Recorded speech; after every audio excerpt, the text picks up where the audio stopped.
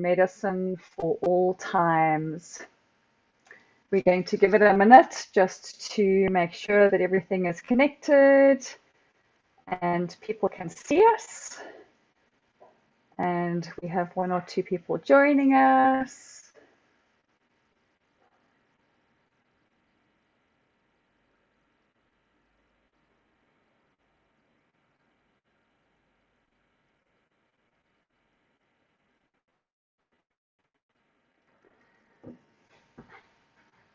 Okie dokes. Right.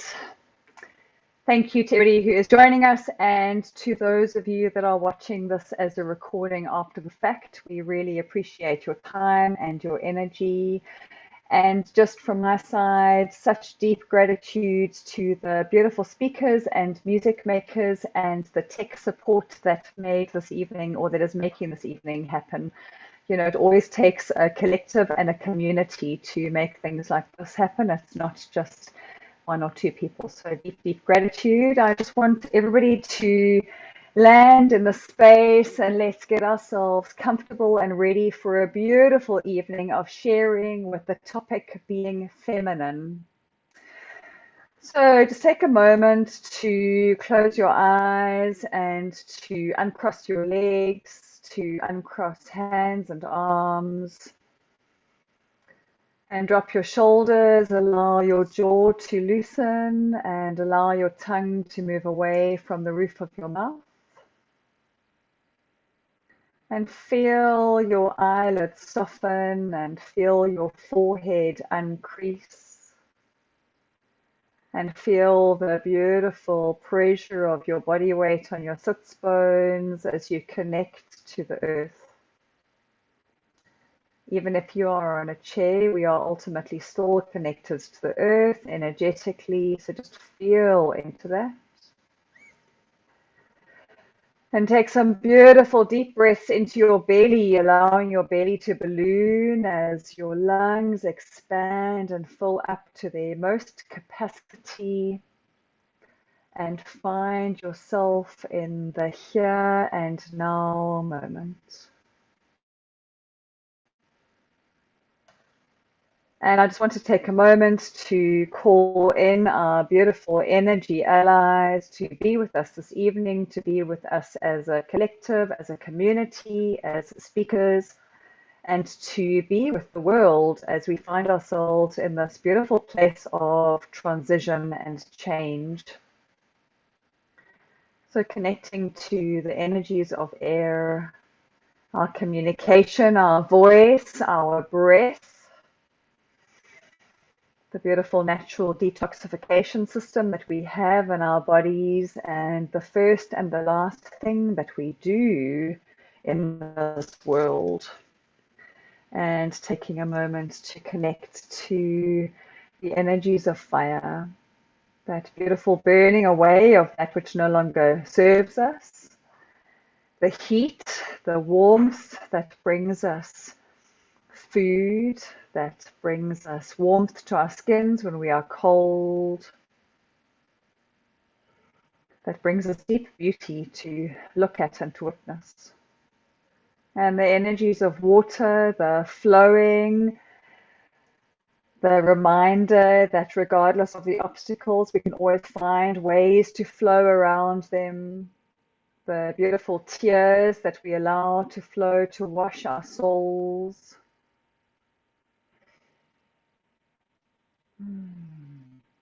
And connecting to beautiful earth, the stone beings, the reminders to stand tall, the memory keepers, the memory holders,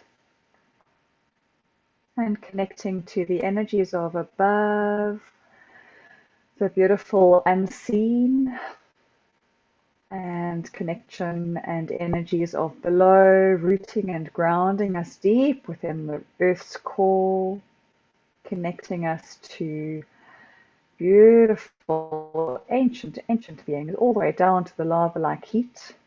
And lastly, coming back to our center, knowing that we have everything that we need within us, and we can always come back to this beautiful, beautiful place of center. And with a last deep breath, finding ourselves land. Thank you again, as I said, for being here, such deep gratitude. And I am so excited about the topic. It's obviously a topic for me, being a woman, and being a woman in these times. So it's not just about for me being a woman, it's about this beautiful transitionary phase of us women stepping into the world in a beautiful feminine way. So I'm really looking forward to the conversations that we are going to be having this evening. And I feel deeply honored and super excited to introduce our first guest speaker, Sonnet Flynn. Sonnet and I have walked a beautiful journey over the past couple of months, and I have deep respect for what she offers to this world. And her topic is embracing the divine feminine through creative and inspired living. A little bit of an intro. She lives a simple life with her family in the beautiful Boerland Mountains. Here she spends her days contemplating, reflecting, and expressing, which often involves writing poetry, creating illustrations, and playing with clay. And from my experience, her clay work is out of this world. So, Nate, thank you for being in the space, and I look forward to your share.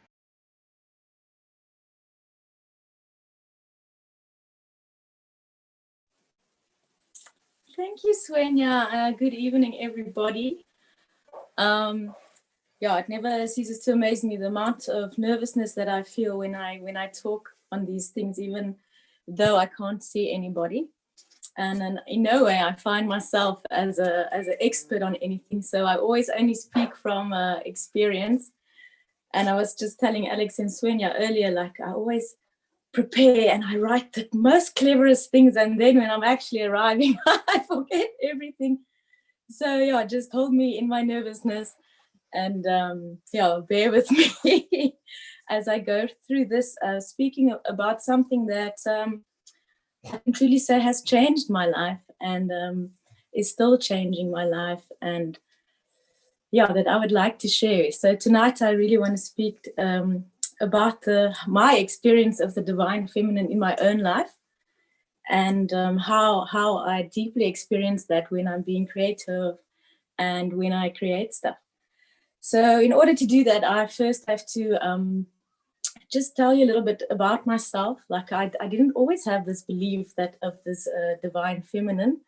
I grew up in this town, actually, like in Worcester in the Boerland, as a very Afrikaans girl in a very Christian household, going to the Dutch Reformed Church, and yeah, very set. I think anybody that grew up in a Christian home knows that kind of set beliefs, a kind of a male dominant masculine divine force, the Trinity and forgiveness and self-sacrifice and all of that. And luckily my parents were very liberal and alternative in their thinking. So I've always identified as being quite creative. I've always drawn or tried to express myself through creativity, if it's singing, music, anything like that. And they allowed me to do that. And through that, I could sort of express and discover myself. And I was a seeker from a young age. So I was always very curious in other things than what was there for me, you know. So I was always very curious into spirituality. When I finished school, I immediately went straight for the City Lights in Cape Town, and I studied in the direction of art and form. And then I went overseas, and I felt a deep calling to go, with the spiritual calling to go to India. I'm going to find myself. I didn't find myself, obviously. And then life, you know, and you go through your own spiritual journeys, and lots of, like, we've always been, me and my husband, I met my husband, and we had kids, and, you know, life.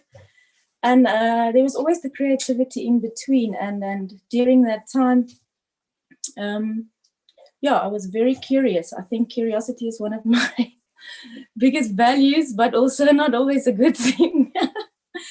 and after a long story, we ended up back in this town, which was for me very devastating, because I don't know if you've ever left a small place and return, and you have a very expansive view of coming back, and you come back, and it was very difficult for me to adapt to that in the beginning. And At one point I was sitting down, and I really, at that point, I was spiritually in between places. The only thing I really could relate to was a connection with God as I knew it in my Christian reference. And I think I prayed and I said, please, God, can I just have a job or a purpose where I help people, and I was very specific. I said, where I help people and where I play drums because I love drumming, where I can drum and where I can be creative. And, you know, when you start seeing potential and breaking that kind of limits in yourself, then things start to happen. And after a few months, I got a job at a rehab teaching drumming, which for 5 years was absolutely, so in a way it was manifested, and it was a Christian rehab. So once again, that Christian lines kept on coming in.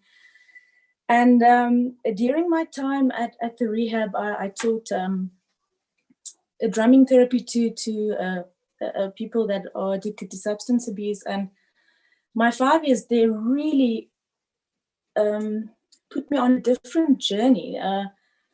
It actually enriched me spiritually, but not in the way that the rehab maybe would have liked. So what happened is I started doing yoga during that same time, and I was introduced to a whole new circle of people. And after 5 years, after a few years, I started introducing at the rehab mindfulness, and it came to a point where I could actually teach yoga there, which is quite advanced for Christian rehab. And with the circle of friends that I met, which was women, we started a women's circle, which I can highly recommend to anybody that doesn't have a sisterhood. It's really, it's the thing to do. And we just really got to know each other, and something started shifting in me in that space.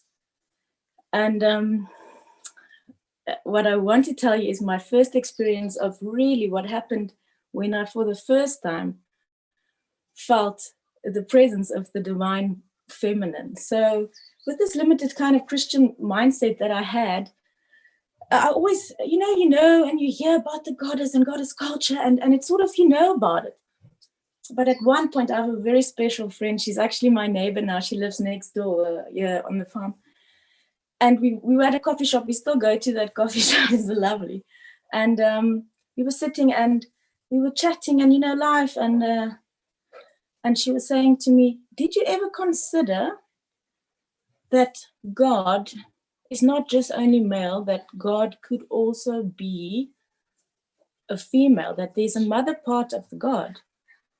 And, for the first time in my life, even if I've heard it before, for the first time, when that happened, it was like it was in my body.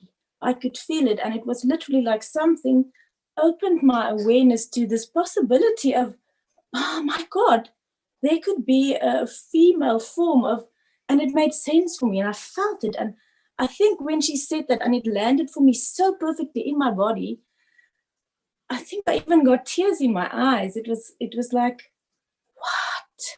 It's like, whew, when your mind gets blown. And after that, it was really difficult to go back to rehab with this knowing that, because even if you look into nature, it makes sense. How can there only be a male God? It just doesn't make sense.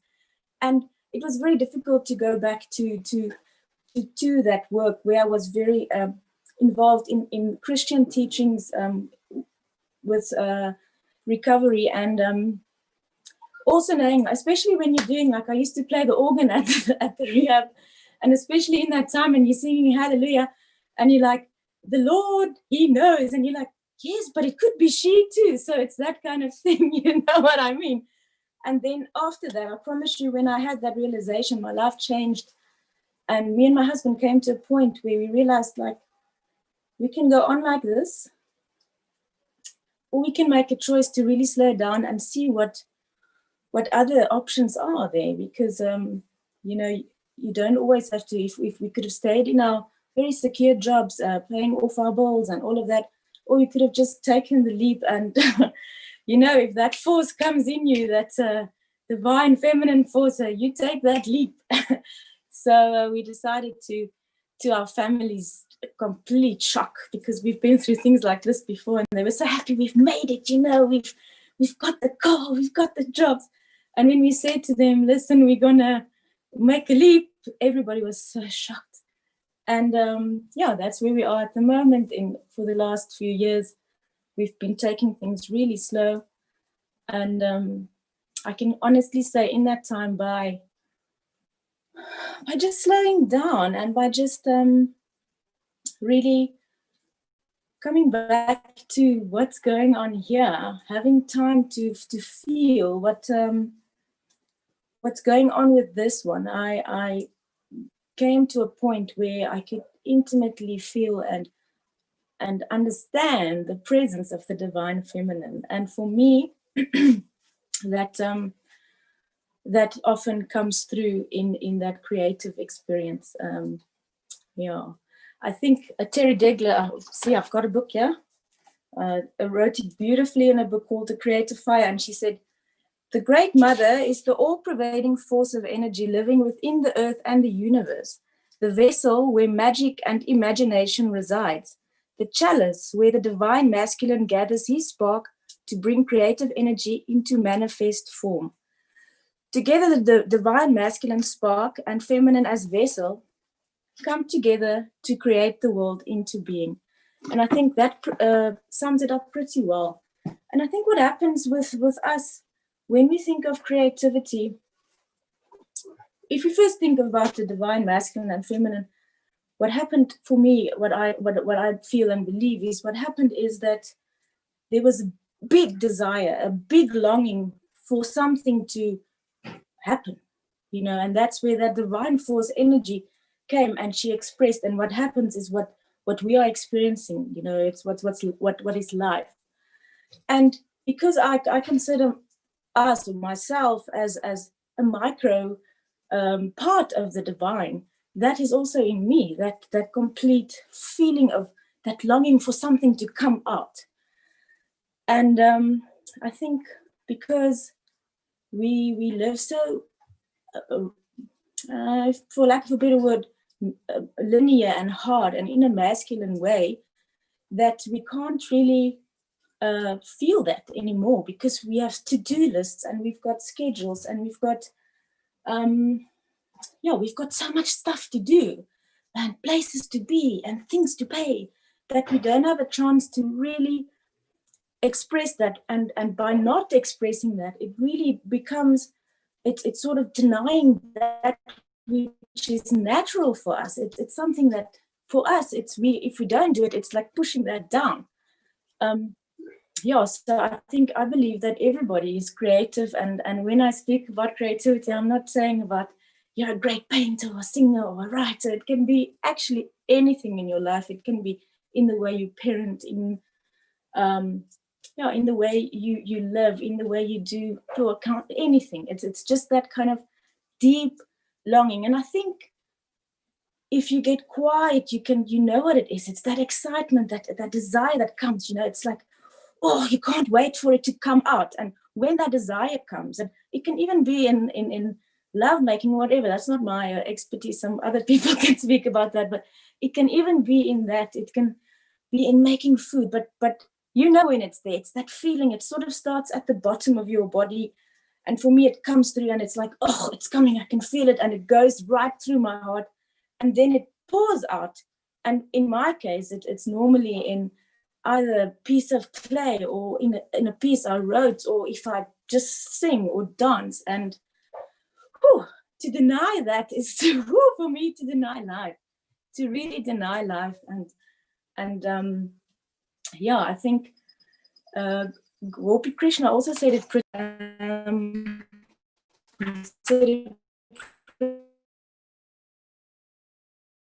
well. It's not in this one. He said, absolutely nothing is more important at this time in history than understanding how this divine feminine force is awakening in the lives of individuals around the planet, and what this means for the human race.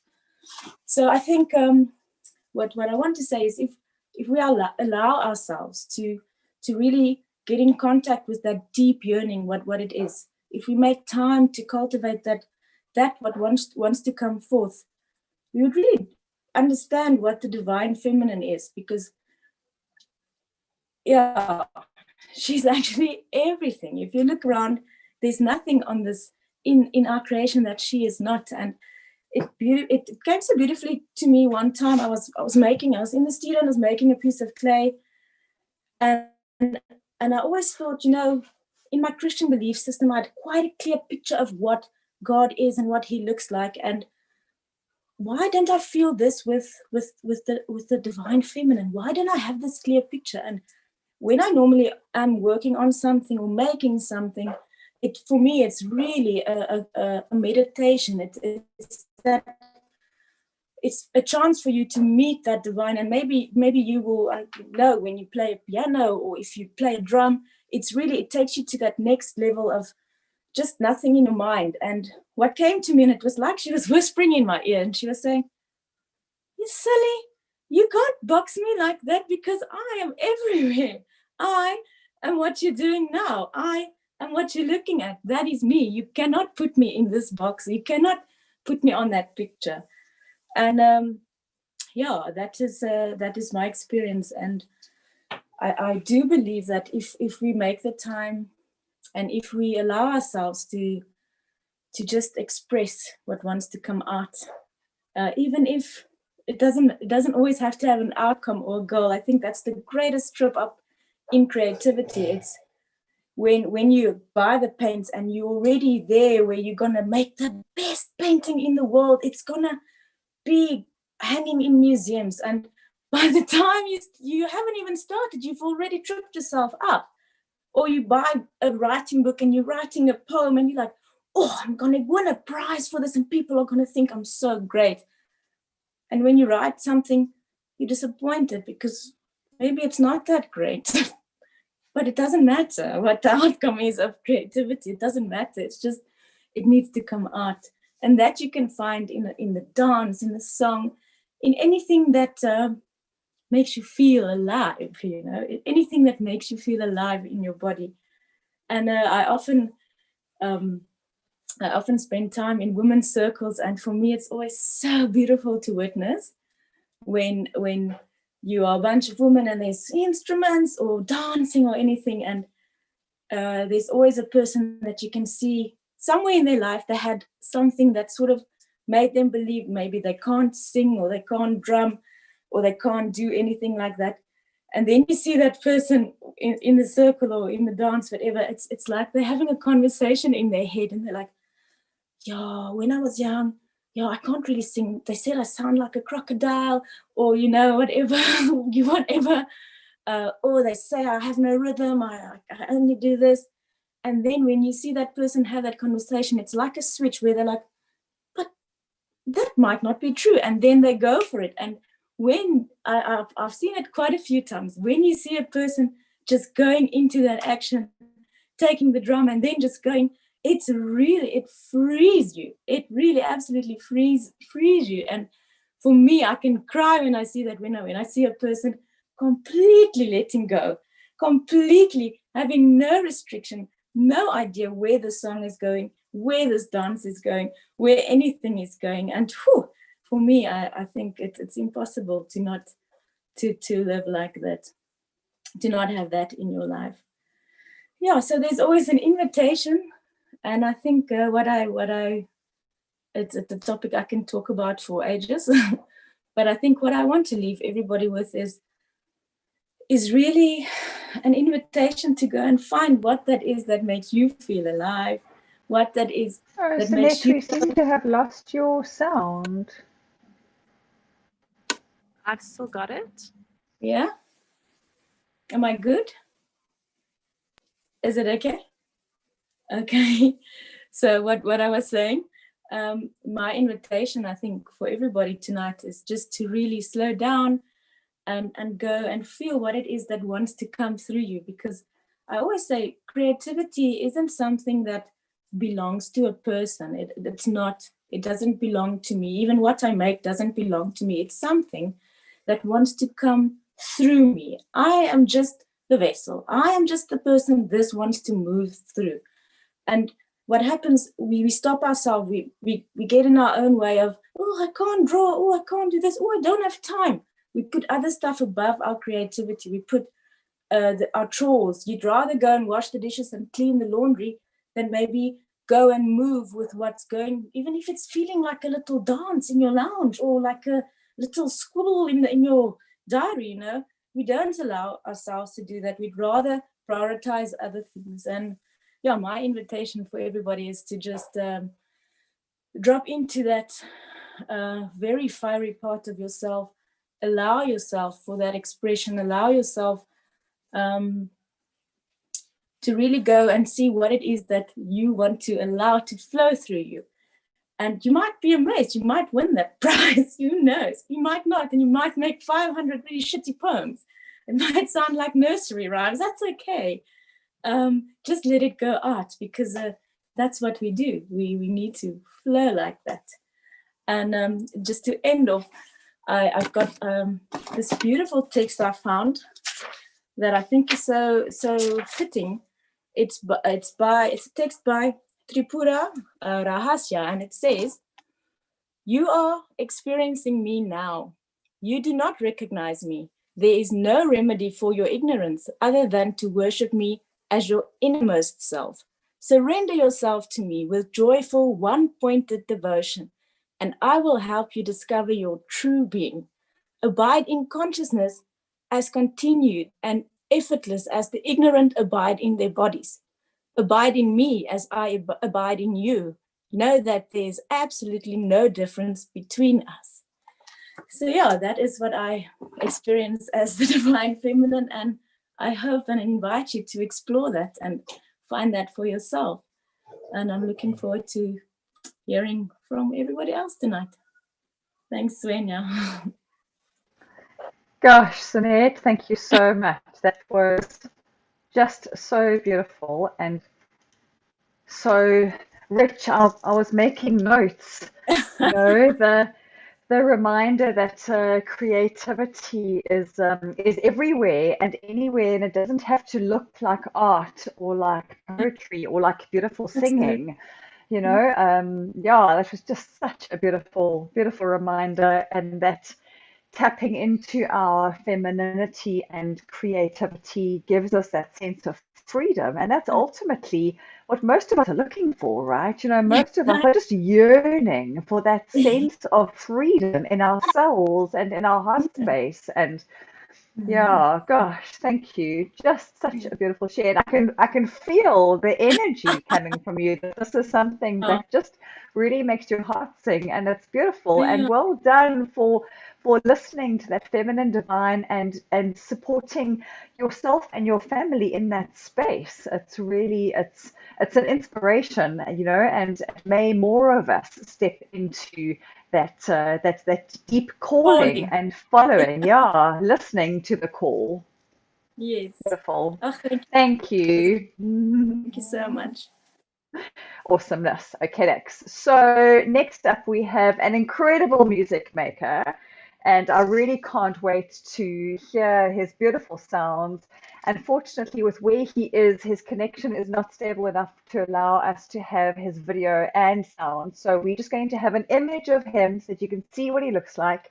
But then we are going to be able to tap into his beautiful music. So we have Tandiwa Mugariri, who is going to be sharing his musical magic with us, and his passion is to heal, praise, and worship through sacred songs and through holding space and keeping the sacred fire going. Tandiwa, thank you so much for being here in the space. I'm going to get your picture up. There we go. And I really look forward to hearing your beautiful musical share this evening.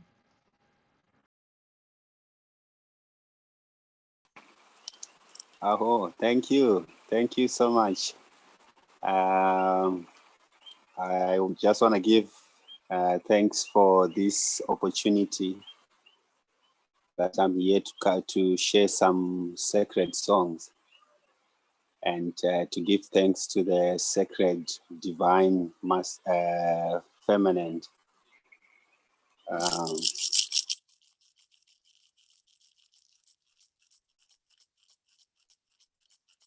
Erona rora narira wekwekurano.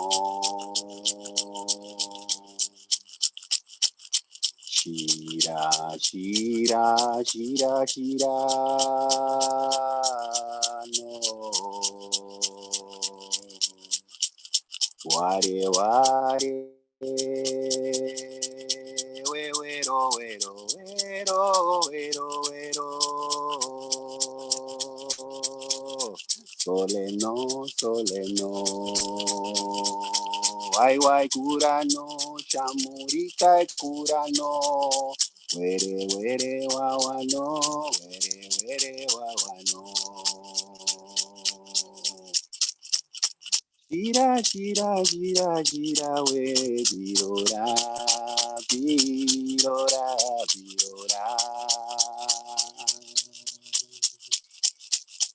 Chamurita kurano, were were wawano, were wawano.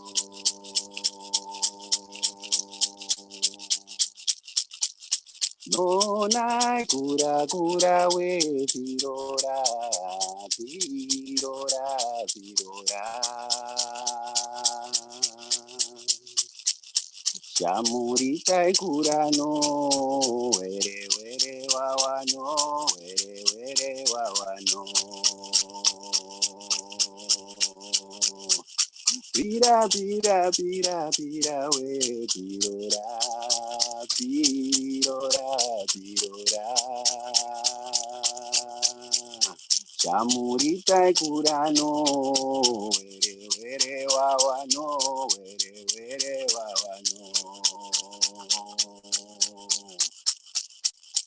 Verona no ranarira wekwe kurano.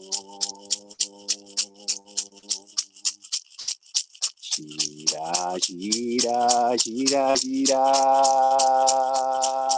no. Ware ware we wero wero wero wero wero. Sole no.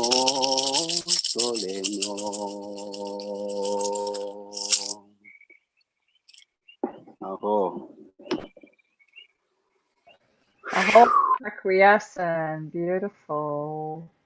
Are you going to be singing another song for us, Tandiwa, or Yes, are we? yeah, another song for you.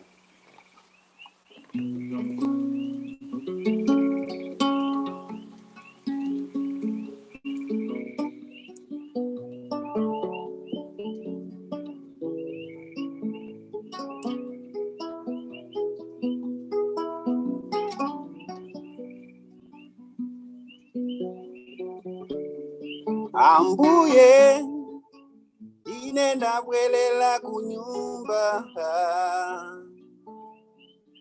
chonde munandipasa maganizo, kumarero inenda bwelela dilandileni ambuye. Dabwelela kunyumba, ndinotenda nerudo rwandapiwa pano, pandauya ndagamuchirwa nemufaro. Iyi ndiyo mhuri yangu,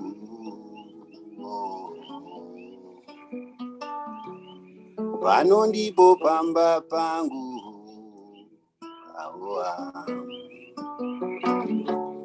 Ndinotenda nerudo rwandapiwa pano, pandauya ndagamuchirwa nemufaro.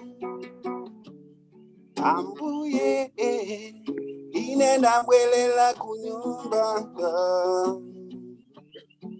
chonde munandipasa maganizo,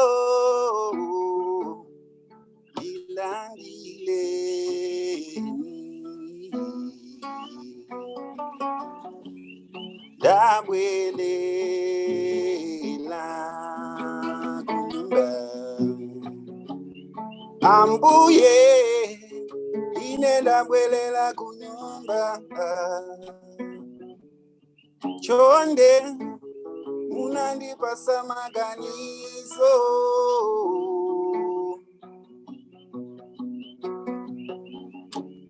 komarero yeah, yeah, yeah, yeah.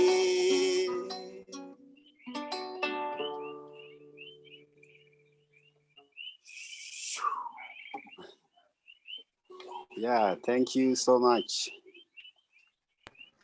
Sure. Aho matakri yasin. Aho.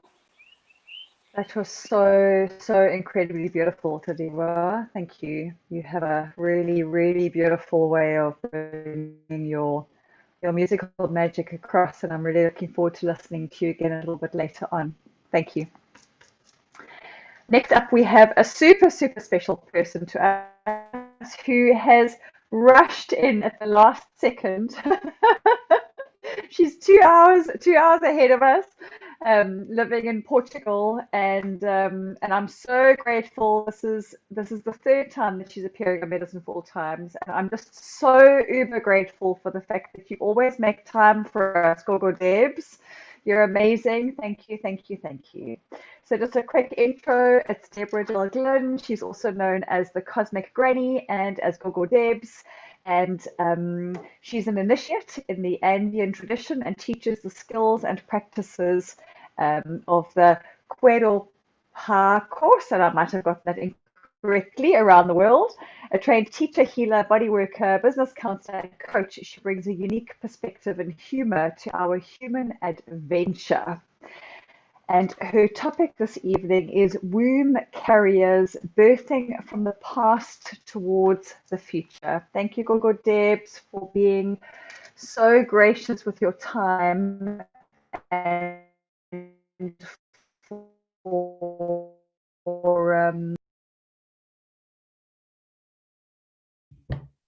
Yay. Svenja, thank you so much for receiving me with such a warm heart. And I'm really rather embarrassed that you've been so generous about my time abilities. I used to be 1 hour behind, so I could assume that if you said 6:30, that was 5:30, and I didn't spot that we're now 2 hours behind. So I was in the local town trying to get my day to recharge so I could make the call, which is surprisingly complicated. And suddenly was getting all these messages. Are you coming? Like, oh my God. So my apologies. And I'm very glad to be here and very glad to be sharing with you all. Thank you so much for creating this space. I'm really very grateful. So to dive into tonight's topic, being feminine. Now, there aren't many memories that I hold from my childhood, but one of the ones that I hold very, very strongly is an occasion when I was probably about 8 or 9, and we were getting ready to go somewhere as a family. And I was one of 6 kids, so getting ready to go anywhere was stressful at the best of times. And I chose this occasion to decide I was not going to wear the clothes my mother wanted me to wear. I was going to choose. She wanted me to wear a dress. I was like, absolutely not. I'm wearing trousers, thank you very much. And inevitably, as happens, I won that argument. And I've spent a lot of my life wearing trousers ever since. Now, why do I tell you this apart from to give you a little insight into what my poor mother had to put up with? Well, I think for me, this topic of being feminine, for me, the association with feminine was around weakness and not being very effective and maybe being quite passive. And I lived with this for most of my life. And I've literally spent most of my life wearing trousers. I will wear a dress on very, very, very special occasions. And that's kind of typified for me in how I present myself to the world. So I present myself with quite a lot of force, with quite a lot of character, with a kind of let's get things done attitude. That's kind of that's what I bring to the world, is let's make things happen. And I like that, I enjoy it. But in 2011, I met the energy of the grandmothers for the first time. And some of you have worked with me with the grandmothers, and we've held some grandmother ceremonies. And when the grandmothers got hold of me, they put me through a training that absolutely turned around my understanding of what femininity was about. And whereas I had perceived femininity as not very effectual, not having a lot of force, not having a lot of power, they took me to the level where I really began to understand and appreciate the enormous power there is in the capacity to birth. And if you like, the organ that physically carries a new human being or a new creature, new mammal onto this planet is a uterus, a little small organ, got nothing in it, really. It's a void, it's emptiness. What is the power in emptiness? Well, it turns out that the power in emptiness is, of course, unlimited capacity. It's unlimited potential. If you've got a true void, anything can be birthed, just as we now suspect that the whole of what we think of as our cosmos, every aspect of our reality, was kind of birthed out of a concentration of nothingness from which arose everything. So through this engagement with the grandmothers, I slowly began to realize that the power of the feminine didn't lie in the capacity to go out there and be active, but in the capacity to receive, and the power of actually being able to truly receive and to truly nurture is a massive one. And of course, although we're relating this to feminine, it's not restricted to men, it's not restricted to women, it encompasses men as well as women, because everyone has the capacity to be receptive as well as a capacity to be active. But I want to add one more strand around the physical beingness into this, which I find really curious and interesting. And it's the one about the mitochondrial DNA. I get quite intrigued by sciencey things and what they mean. So you all kind of have some familiarity with your DNA, and you know that as a human, the DNA that is the pattern of your being, forms the imprint of your being, like every new cell that is generated in this physical body arises from the DNA. The DNA divides, and where there was one cell, there's now two. Every person's DNA is formed of some of their mother's DNA and some of their father's DNA. So if I look at my face, I might go, definitely got my father's eyes, but yeah, I've really got my mum's jaw. And we can all go through that kind of process of going, yeah, I've got some of this and I've got some of that, and together they make up something unique. I'm not entirely like my mum and I'm not entirely like my dad, but I'm a bit like both of them. And this is the process that we all go through in our lineage, not just in our physical lineage, but in our birthing and in our growth. So the modalities, the healing therapies that I've trained in, I pass them on to others in ways that I understand and in ways that are connected different things together maybe than exactly purely what I received. So there's this beautiful cascade of information leading from the past and into the future. To come back to the DNA in your body is formed from your mother, from your father. Whatever you think about your mum and your dad, that's where it came from, except for your mitochondrial DNA. Now, the mitochondria are little tiny organs that sit inside your cells, and they are the little organs. They kind of come from a different lineage altogether. They're quite mysterious and they're really quite interesting. Look them up. And they are the precise cells in our bodies that take in the nourishment that we receive as food and that goes into our bloodstream, and they turn those nutrients into, let me get this right, into ATP. Don't ask me what it stands for.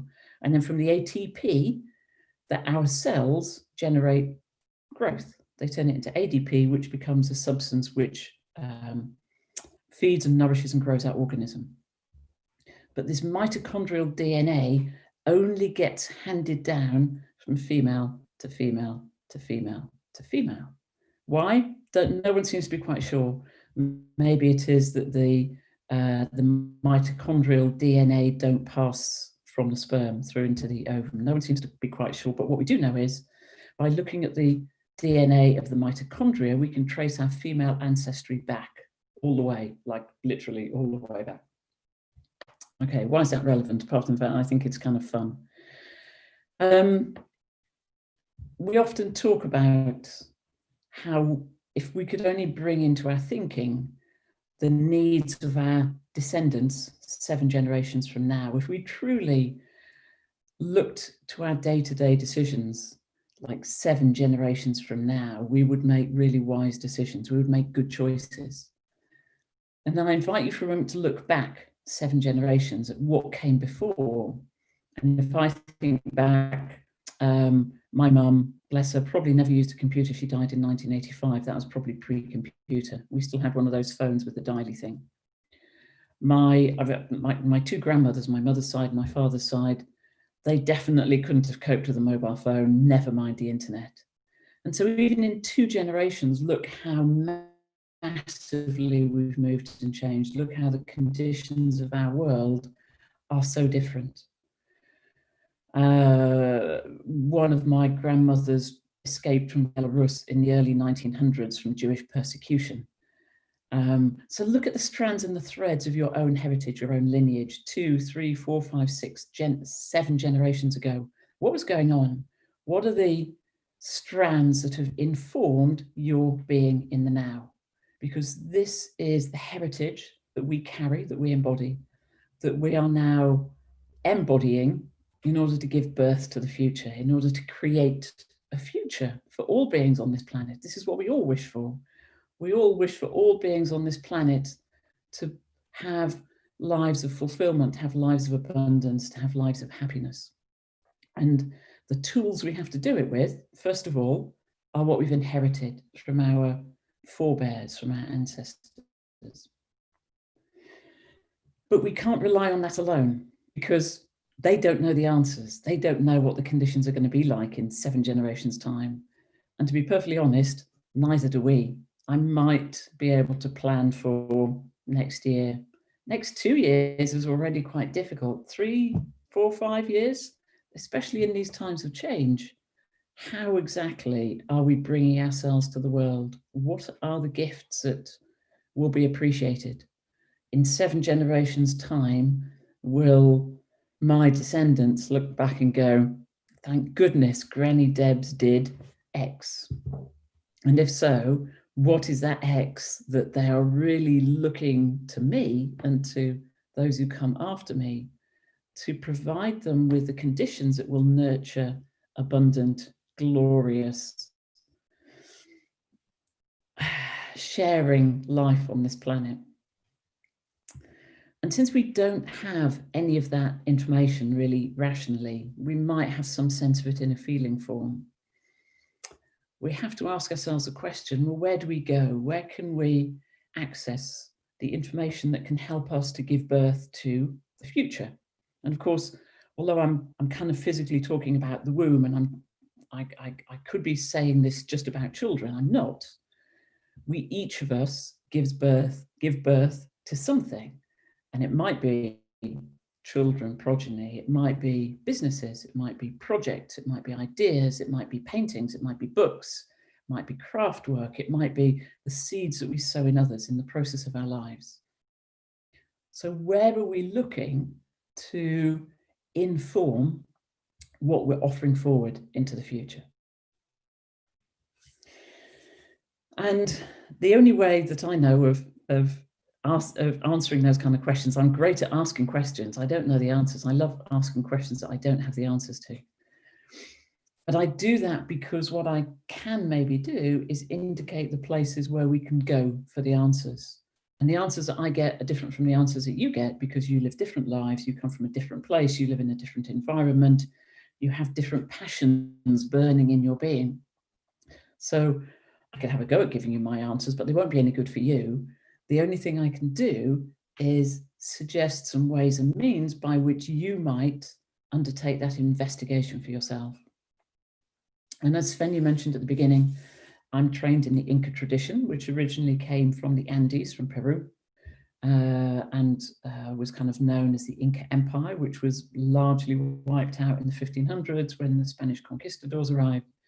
But some villages, some communities survived, and they are the people of the Q'ero nation who survive to this day. And due to a prophecy that is held within their tradition that speaks about the time when their knowledge comes back into the world, they call it the Terapai Pacha, the time of turning around. And we're in a time of an immense turning around when we're all going, what's the meaning? What's the purpose? Where do we find our substance at this time?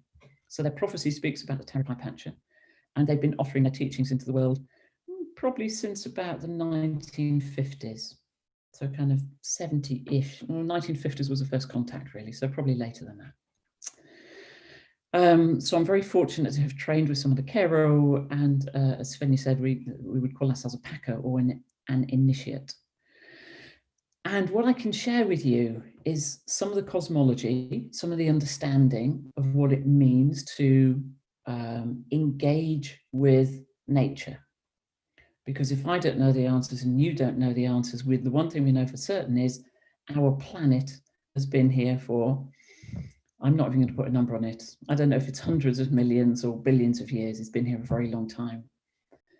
And it's through our planet that we are all nurtured. If you like, we are the children, we are the birthing of this beautiful planet that we live on and within this wonderful solar system, and the different principles within the solar system. And one of the things that was given birth to within the solar system is us, humans. Hey, here we are. And we have the capacity to work with our environment. In the way of the Q'ero, the way in which we establish any relationship is by giving.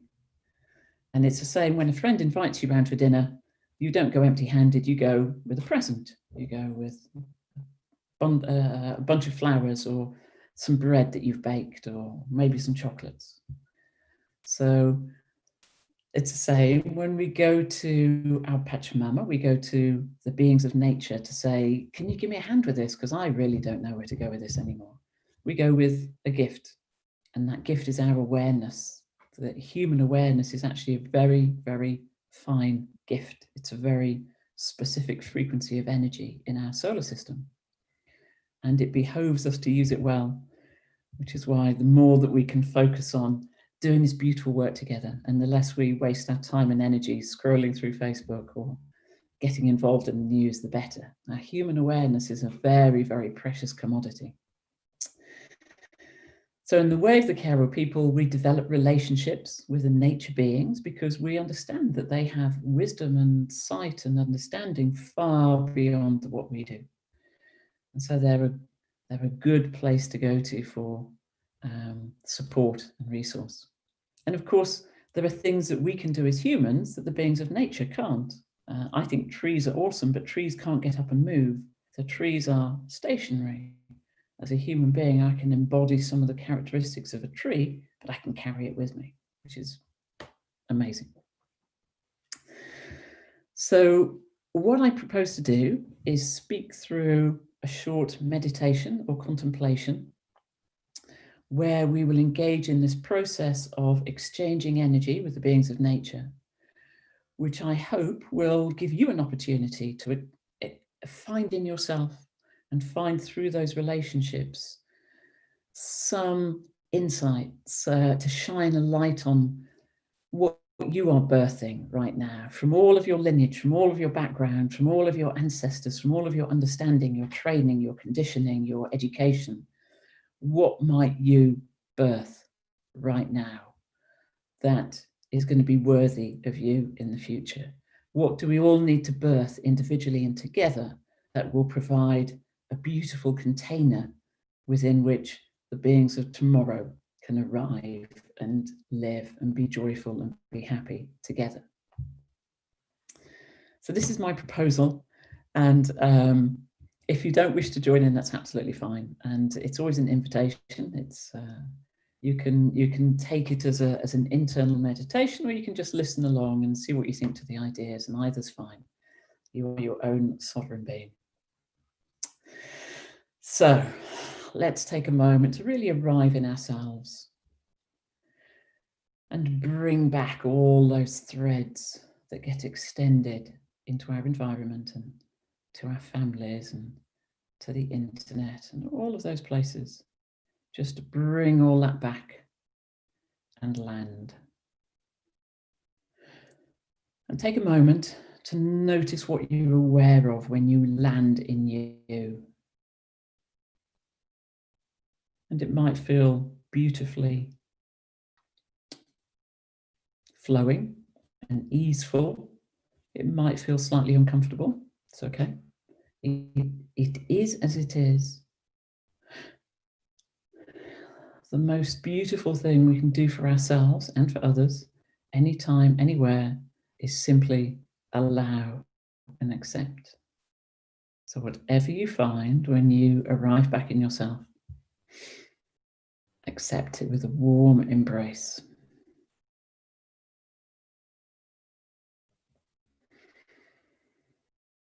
Pay a little bit of attention to your breath.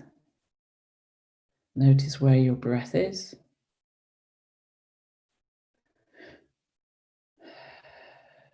And as your being settles, you will probably find that your breath deepens a little.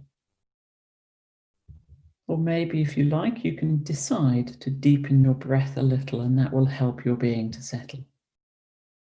So do whatever feels good in you to come back to yourself and welcome yourself home.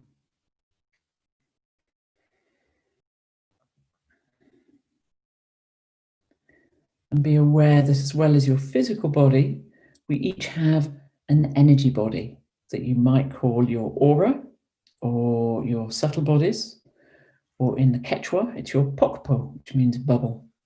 So your bubble will extend around about an arm's width all around. So just extend your awareness out into your bubble. Notice what it feels like, where it is, where the edges are. And if you can't feel the edges, then draw them in tighter. It means you're a little bit spread out. So draw your edges in.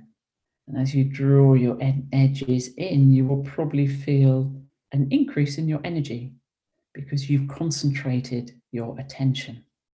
And this is a magical capacity we have. When we concentrate our attention, we have amazing powers to move energy.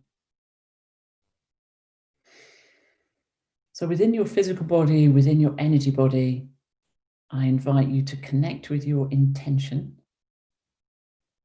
And with your intention, simply open the top of your bubble and drink in the living energy of the cosmos, the billions of stars, the limitless depths of the beyond, and receive that vibrant living energy into your being.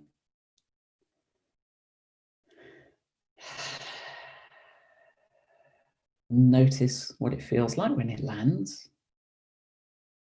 Notice how it lands within your bubble, your energy being. Notice how it lands in your physical body.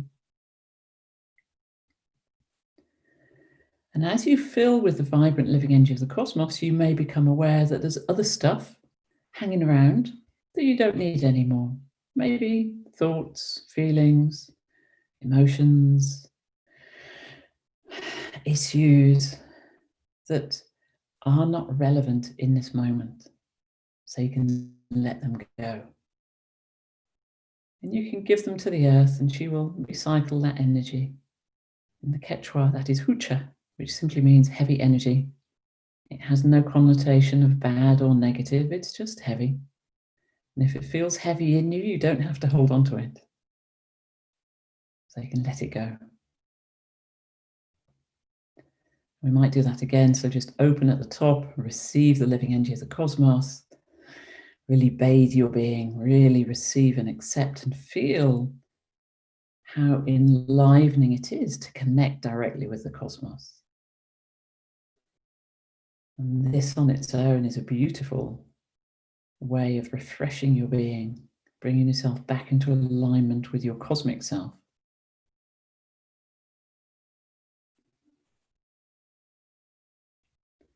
Offer any more heaviness to the earth, knowing that she will recycle it. And we're already engaged in this beautiful process that the Kero call Aini.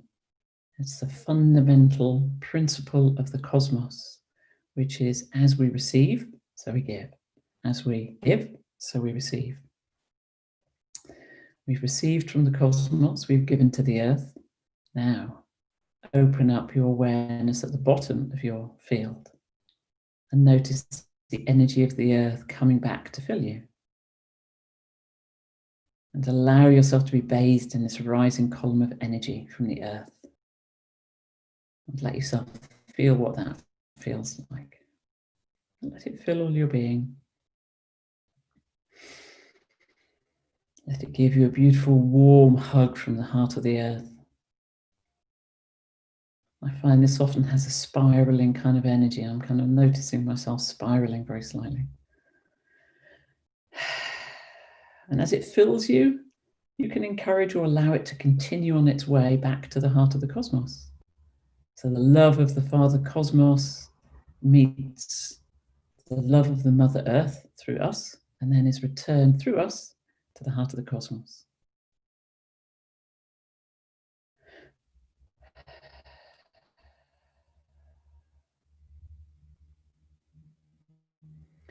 And check in with how you feel now. What does your being feel like now?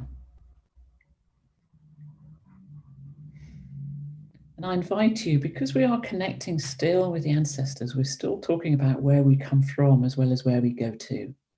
Let's take all the energy in our being, whatever you perceive is in your bubble right now, and offer it to your place of birth, this place where your physical body arrived on the planet. Offer all of that energy to your place of birth, to your human mother, to your human father, whether they're in physical form or not.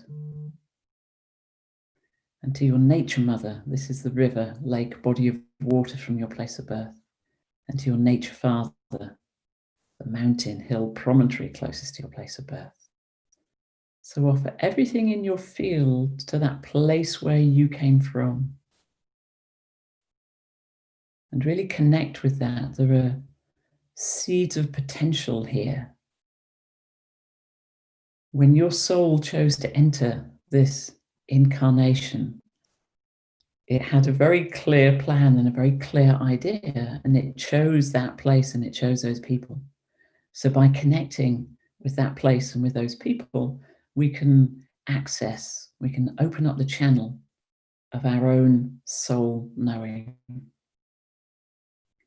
So allow yourself to receive that into your being.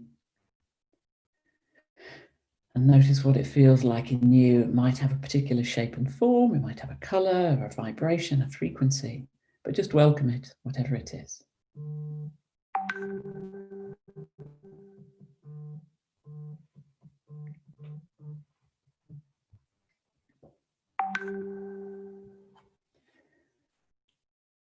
Now,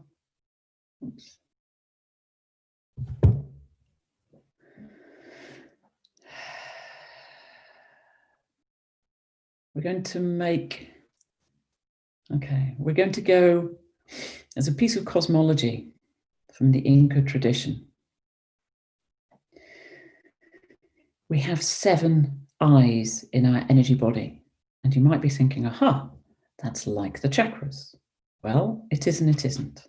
There are 7 of them, and some of them are in the same position. But try and put your knowing of the chakras to one side and just concentrate on eyes. They are eyes of perception. And 6 of these open in the front. 1, 2, 3, 4, 5, 6. 1 opens at the back. We're going to deal with the front ones first. So with everything in your being right now, make a beautiful offering to your guiding star. This is your portal of entry into this reality. So you're opening up the avenue of your own potential. and receive the energy of your guiding star back into your being. And as you do so, allow yourself to receive it through these eyes of perception. These three, the one at the throat, the one at the heart, and the one at the belly.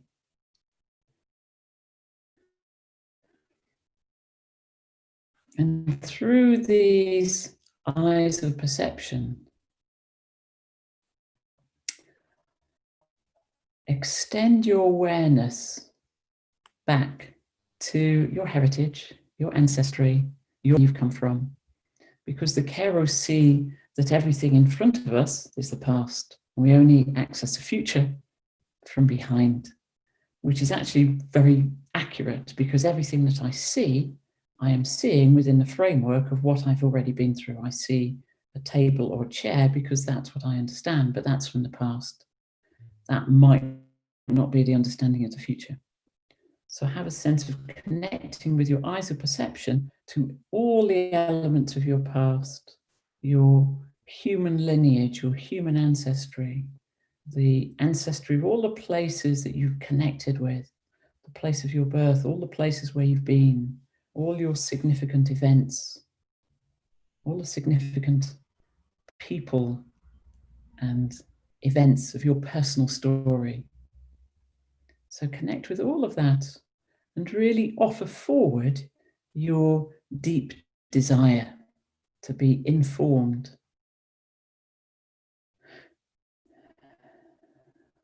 for your new birthing, or whatever it is that we are birthing right now, individually, collectively, together. And as you offer all of this forward, then receive back into your being what comes to you from your ancestry, from your lineage, from everything in your past. And then I invite you to take all of that and move it down the central channel of your body, down your spine, if you like, down to the very base of your spine. This is a position of the Siki Nyawi, or the tail eye. And this tail eye connects with the waters, the Mamakucha. And we do know that life on this planet emerged from the waters. We know that each one of us emerges from the waters of the womb. New life is created in the waters. So offer yourself forward through your tail eye into the great mystery that is the waters of pure potential, the waters of all creation. Maybe with a specific question. Maybe there's something you would really like to know about how you are bringing yourself to the world. How will you shine your light into the world? What's the appropriate way for you to take your place in birthing the new reality? What is the contribution that you individually make to the new reality we are all bringing into birth right now? And offer that forward into the future through your tail eye. And allow yourself to receive through your tail eye whatever comes back to you. Might be something very specific. It might be something quite unformed. It might just be enough to give you some hope. Something to hold on to that says it's worth it. That says, I might not know what I'm doing or where I'm going, but I know that day by day, it's worth it. And I will keep going. Because sometimes that's all we can do, is keep going day by day. So be aware of what comes back to you through your tail eye. This is your connection to the future. And receive it into your being. And allow it to land in the fullness of your physical body, in the fullness of your energy body.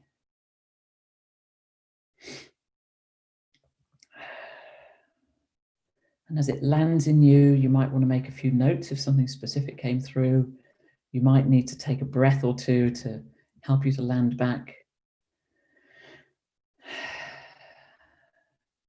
I'm going to invite you, if you will, to open the top of your bubble again, receive Sammy in case there's anything that's come up for you in this process that feels uncomfortable. You can give that to the earth, but really arrive back in yourself. Bring all of yourself into the present, into this moment now. This is our moment of action. This is our moment of choice. And it's the choices that we make in each moment that are literally birthing our new reality. The reality for each one of us, the reality for our communities, the reality for our whole globe, our whole beautiful world is birthed through each one of us. So take a stretch if you need to, re-emerge back into the room. It feels as though I've galloped through that really fast, but also I'm really aware we've got so much more to go through tonight, and I'm so delighted to have this opportunity to share with you all. It feels so important to bring some of these messages forward, and even if it's just a small message of hope, it's really important. Hang on to the hope, hang on to the day-to-day, hang on to the what can I do in this day? Even if it's tiny, tiny, sometimes it's really important we make those tiny, tiny steps and just bring the best of who we are to every moment of every day. And above all, be gentle with ourselves. And, keep breathing. So I think that's the end of my share. I am very grateful to be here. I'm very happy to answer questions. So I will be here till the end, and I look forward to all the rest of the music and the presentations. And it's been an absolute pleasure and a joy to share with you. So thank you so much, Svenja and Russ, for making this happen, and to the other speakers tonight. Thank you. Oh, thank you so much, Gogo Debs. As usual, just so beautifully rich and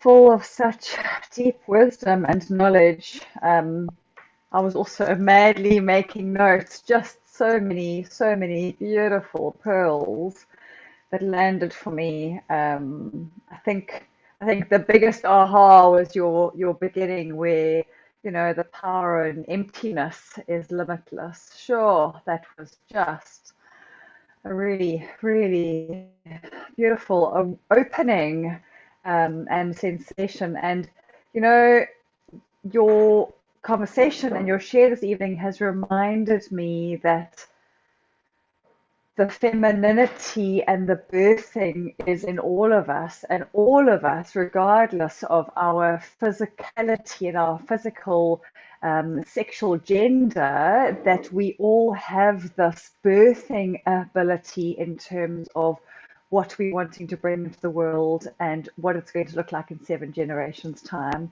So it's so powerful, and it's such a great reminder for us. Being feminine is not just being a woman.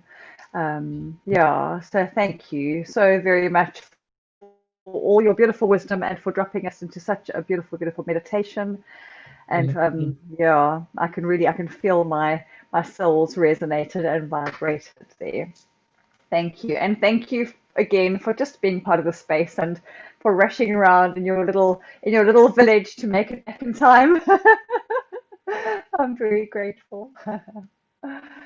Right, next up we have our incredible music maker again, Tandiwa. I can't wait to listen to your music again. So I'm going to put your photograph up, and the stage is yours.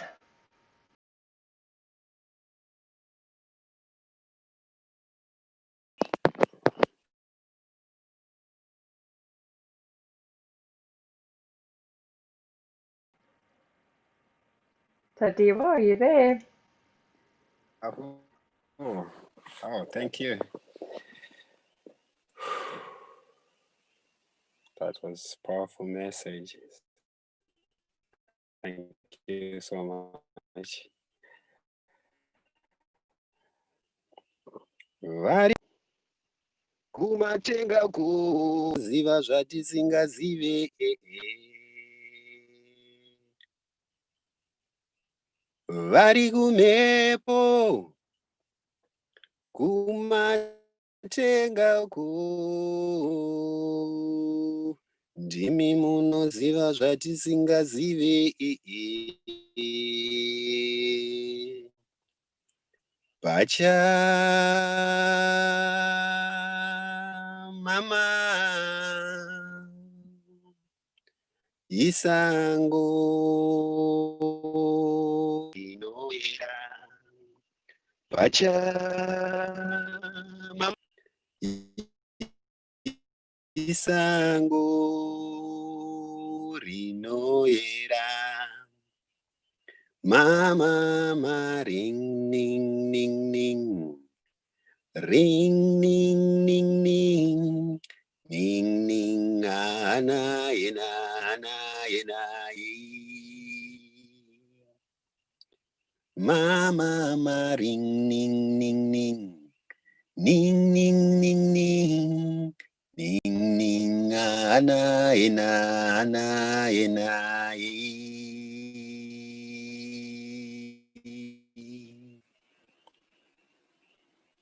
Yera, yera, mama, isango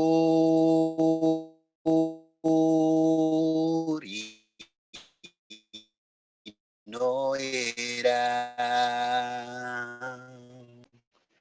Yera, yera, mama, munotichengeta. Munotipa mvura amayera yera munotichengeta munotipa mvura munotinunura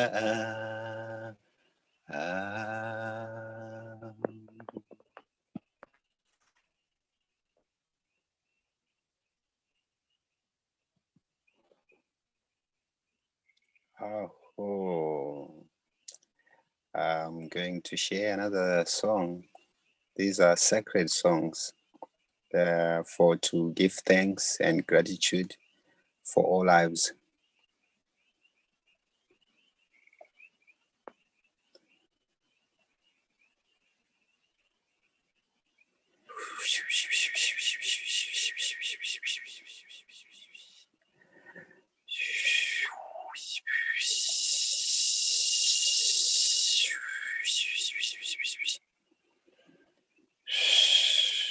Oh yeah, oh yeah,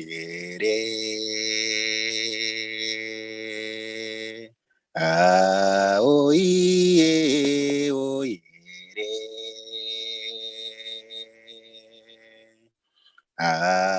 oh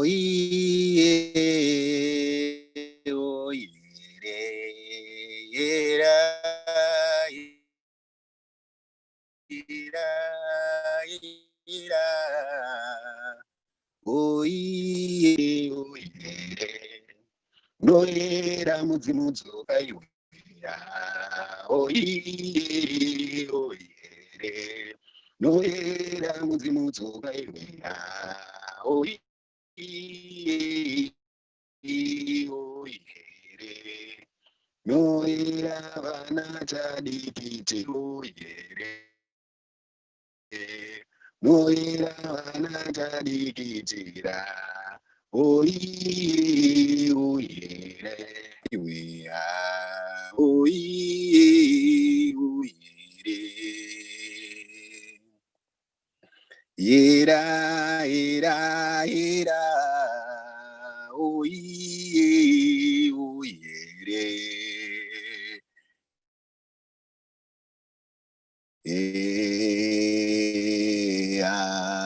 oire oire ira ira oire oire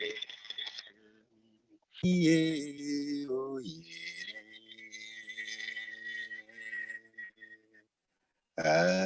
oire oire Era, era, era,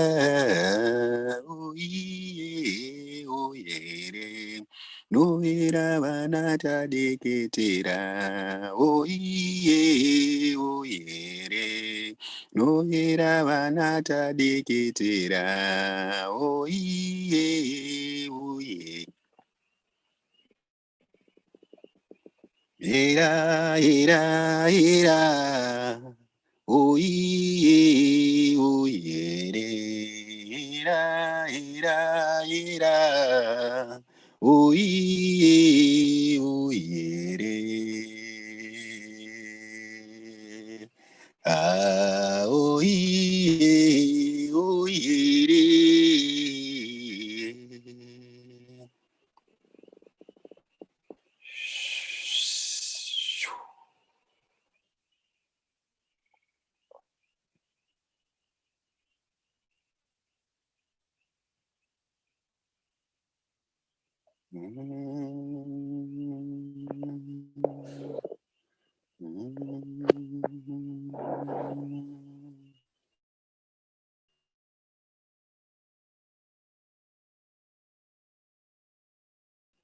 Dio, Dio, Dio, Dio, Dio,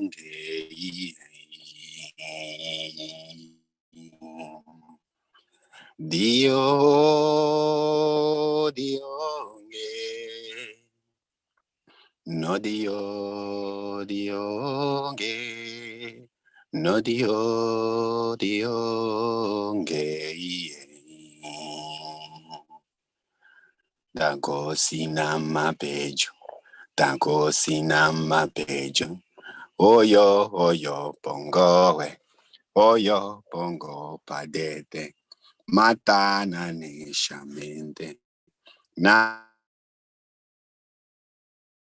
magowe, auwe, matawe, auwe, jototo, joto, joto, bainge, beja, beja, wainge, pauwe, joto, joto, tu. Natranitana kapina tranitana drangata tanitana darogina peju tango sinama peju auwe matawe auwe jototo joto joto painge peja peja wainge pau e joto, joto tu. Gio, gionge. No dio, dionge. No dio, dionge.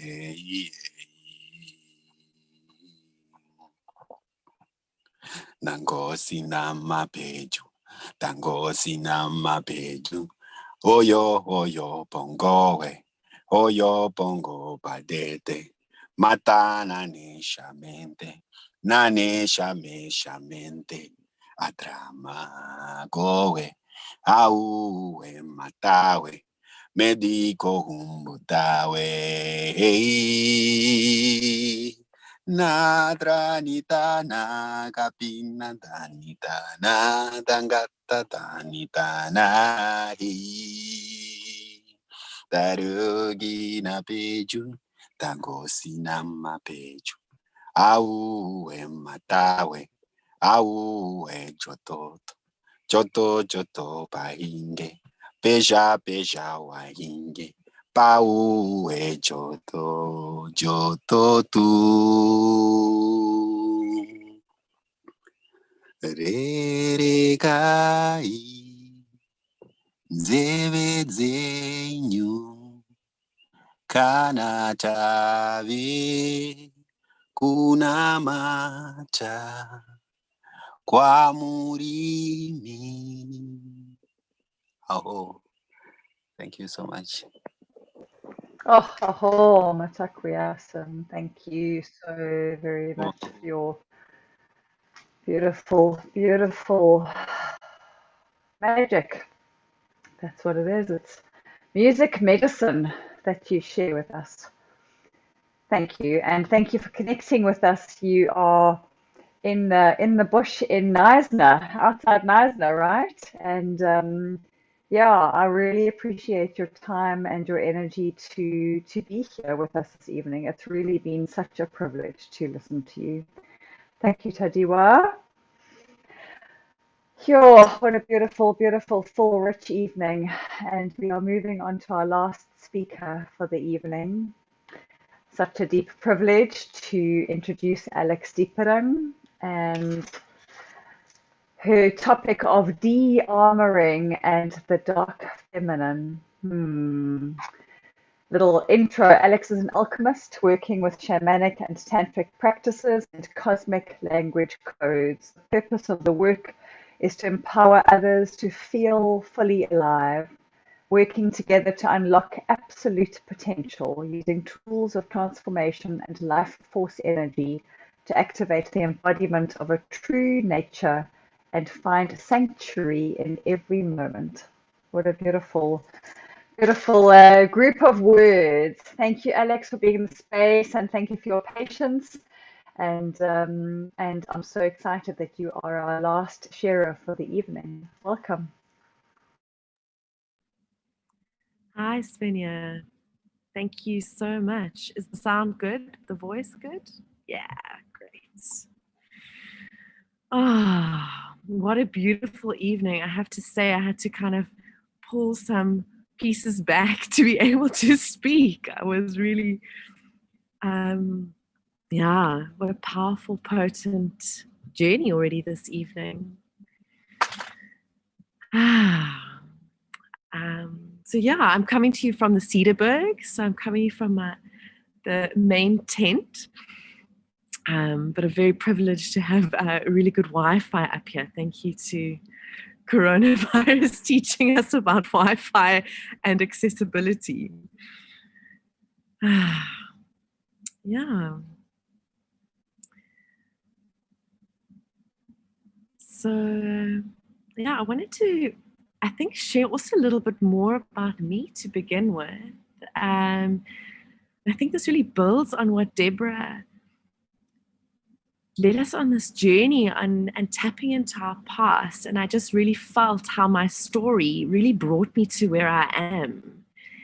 And yeah, I mean, I, as introduced, and now work as a holistic practitioner and doing this kind of work, transformation. Let's live, let's do this life thing, let's get this human experience and figure out what we want to do here. But my previous existence, I was a consultant, an innovation and strategy consultant, and I worked, I don't even know how many hours a day with 2 cell phones and traveling and all of these things, and got really ill. I mean, I got a burnout is what happens a lot in our generation, at least my generation. And this led me to go deeply within. And I had been a yoga teacher, I'd lived in India all before, but decided to forget all of these parts of me. And I was sick for 5 years. I mean, it was an intense journey. And they always say the dark night of the soul. I'm like, yeah, it was the dark, like, years. It's almost a decade from when I first started getting sick to now. So it was a very long night.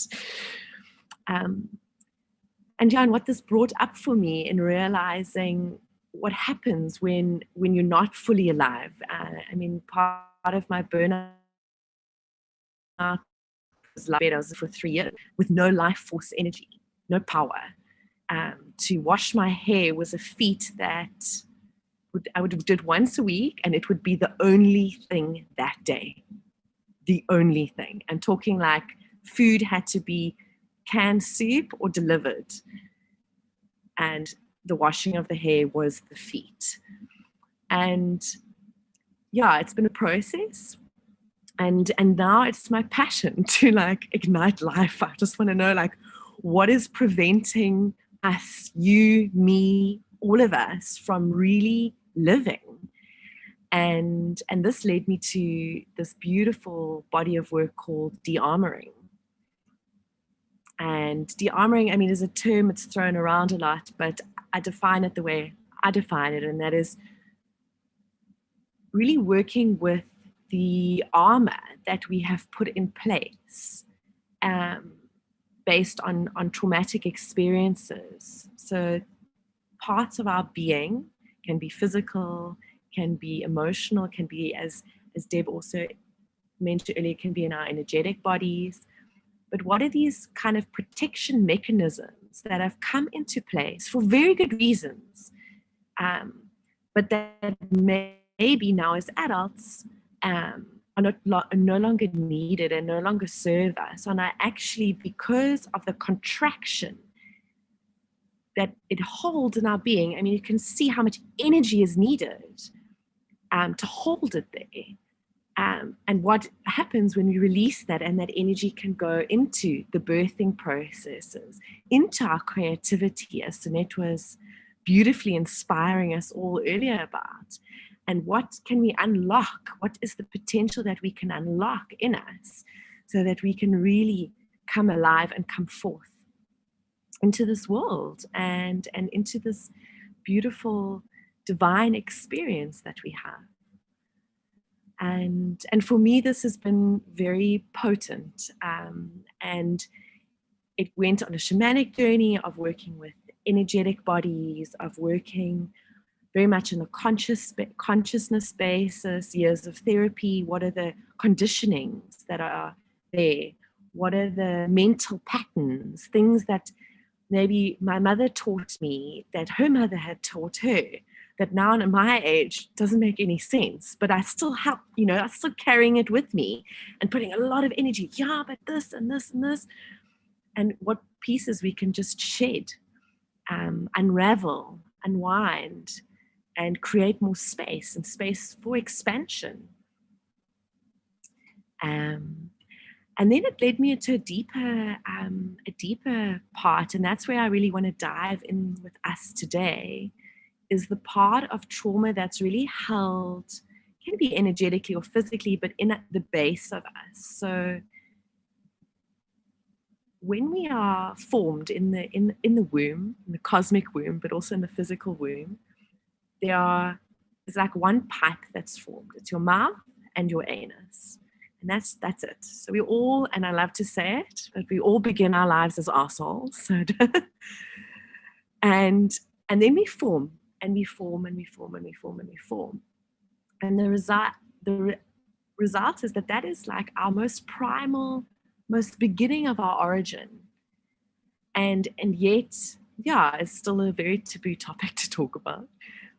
And yeah, and then we come in and we're little babies, and mom and daddy are changing our nappies and sort of dealing with those parts of ourselves, our poo, our wee, all of these things. And a lot can happen in those moments. Maybe you're potty training and it was something traumatic happened, or maybe you made a mistake and you weed and it was shown and people laughed, or various things. Or maybe you were shamed when you were touching your genitals, your vagina, your penis. Lots of things can happen when we're very young that is so subtle. And these memories can really shake into the core of being. We're super open when we're young. We're naive, we're open, we're expanded. We're curious, that curiosity that Sonnet was bringing forward, those eyes of just wanting to learn like sponges, absorbing. And so things can happen, and a lot of traumatic experiences save in the body when we're 0 to 3 years old or 0 to 5 years old. And my experience with myself and also the work that I do is that can stay in the genitals and in the anus. And it is affecting our root chakra, our base of our spine, our feeling of being safe, and our feeling of being grounded and stable, so that we can birth, so that we can expand, so that we can live and be vital. And in the work, I've really uncovered that, through physical touch, absolutely, and also energetic work, And also, and I'll guide you through a little mini journey this evening to really drop deep into that space within us and feel where there's residue, where there's tension, where there's discomfort, uneasiness, and contraction. And for me, the more I've released that, the more I've worked with that, the more I've grounded deeply into my body, the more life force is available to me. And the life force in a lot of traditions is, and I loved it, Sonnet was also mentioning the belly of fire, the fire in your belly, you know, that's where our life force lives, it's in our bellies. It's really in that lower part of our body, right above the pelvic bowl there. And if we have contraction in the base of our spine, you know, in our yoni, you know, the space, it's not just in a woman's bodies, in the male body, the perineum, the space that's between the balls and the penis, there's a lot of tension that you can't ground properly. The energy can't connect deeply to Mother Earth, so you can't receive, and also you can't give back. And this has been very potent for me. So I really, it's just been such a blessing to really feel that and to feel the potential when there are no blocks and we've shed these pieces that no longer serve us, even if they were extremely vital at one point in our lives, and it was life or death, even in that small moment where you cried to go to the bathroom and your mother was busy and something happened. For you, it was life or death, survival, primal. And that's where all this tension is saved and stored in the body. Yeah. And then that leads me into this dark feminine topic, which was a lot of what was shared already this evening about, and for me, one of my lineages, we talk a lot about the light feminine, the dark feminine, the light masculine and the dark masculine. Not that either is better, but understanding the different parts of these different energies, and the lightness being more with nurturing, with consciousness, with spirit, with opening up, and the dark really dropping into the body. And as I witness and as I learn our culture, there's such a disconnect a lot of the time from the dark feminine, because she was not welcomed, she was not encouraged, and therefore repressed, and therefore that more contraction is stored in the body. And the dark feminine is really the energy, she's very connected with her sexuality. I mean, this is a characteristic we have in women's bodies, men's bodies, it doesn't make a difference. But she's really, she's connected to her sexuality, she's really connected to her creativity, to expression, to bringing herself into this world, her authenticity, her truth. Deeply, deeply connected to nature. Listening, we had that earlier this evening, the listening to nature, tapping in and letting the guidance come and moving in with that, in alignment with that. And she's also got these qualities of destruction and rage, and this is where she got a little bit distorted, let's say, in mythology and in history. It's the energy of Kali, of Lilith, and a lot of these myths and legends have quite a negative aspect to them, because it's the energy of destruction and unintegrated and unconscious, with lack of awareness. Destruction can be devastating, but destruction is also needed. There is no space for the new unless we take away what is not valuable anymore. And this fear of destruction and death has led this repression of letting go, or boundaries, just saying no. No is just as beautiful as a yes, and sometimes even more powerful. And if that energy, Sorry, I'm so passionate about boundaries. I was like, yes, say no. No is such a powerful word, and we just have become such a pleasing culture. And every time we do something and we cross over that line and we say yes when actually it was a no, we take a bit of our life force because we're giving and we weren't ready to give. We didn't want to do that. Life was maybe sending us in a completely different direction. Yeah. So when you're tapping into this energy of the dark feminine, it's got a lot of potential, a lot of power, a lot of space for creativity and abundance. If it's integrated, if we're conscious of it, if we take our awareness there. I love this, what Deb said earlier about awareness, the frequency of human awareness. I'm completely mad-libbing here. I'm sorry if I say it wrong, but this frequency of human awareness is so potent, and to use it wisely.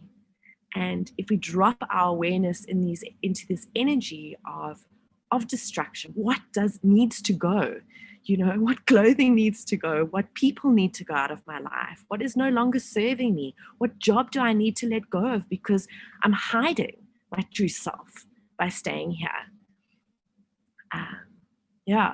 What do I need to move in order to be more true, more me, more full, more whole, and feel fully alive? And the challenge is that when the awareness is not there and we hide these parts of ourselves, they get repressed. And with any shadow, and I'm sure there's been a lot of talk of shadow work, it becomes leaky and sticky and murky. And it comes up as jealousy. Like deep jealousy is great, dark feminine emotion, super jealous of everybody, very competitive. Everybody's better than me and I want that, what everybody else has. And also this energy of the manipulator. And this is a beautiful, you can see, and you see it, and I love it because it's in man's bodies as well, this manipulation, this twisting, which is not clearly going like, I want this, can you give me this? It's sneaky and conniving. And that's this lack of awareness to these parts that want something, that authentically need something, that are full of power, that want to move, but they're not like hiding and pushed away. And the last shadow that I really want to talk about as well is this,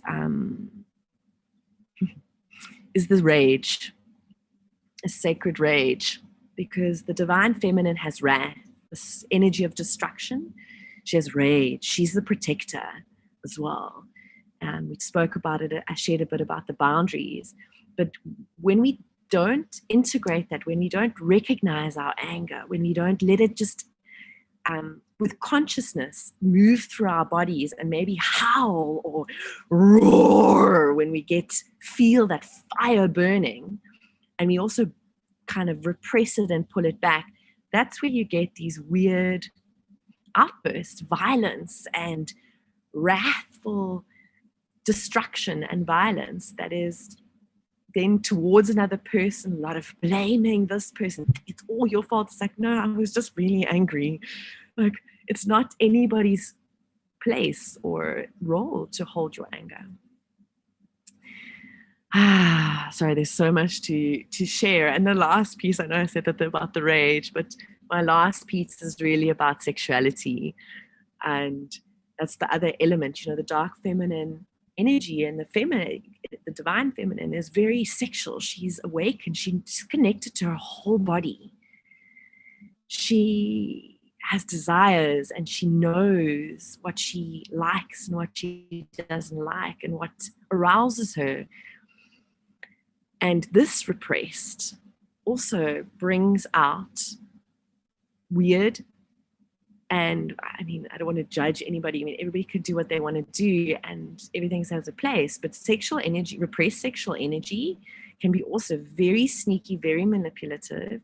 And that's where things like pedophilia come out, and this massive abundance in the porn industry, because people are holding back their their body. And we are made in love making. That's how we are created. It is in our bodies.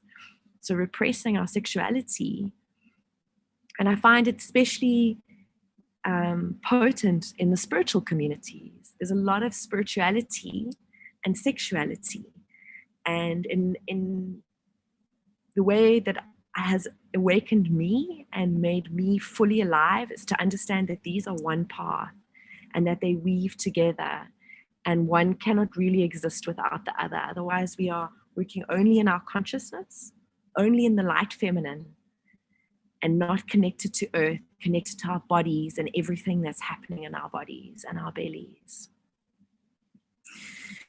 Yeah, so as you can tell, this is a massively passionate topic for me, and I could literally talk for hours, but I don't want to.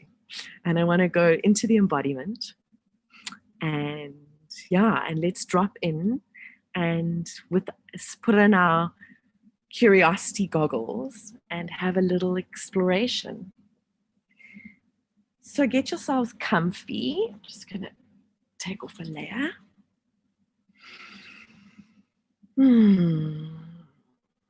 So we're going to be moving. You can stand, you can sit, you can lie down, you can do whatever you want. And you can also shift in between. Let your body lead you and guide you.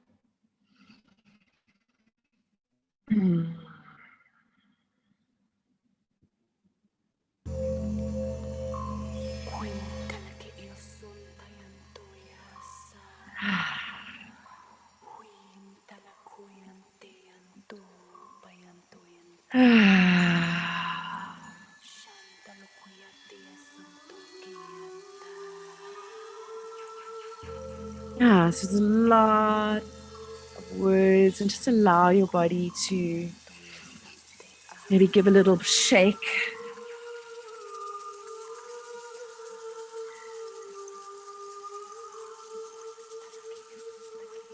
Maybe there were things that I said that resonated and things that didn't. Let it go. And just dropping the mind now into the body.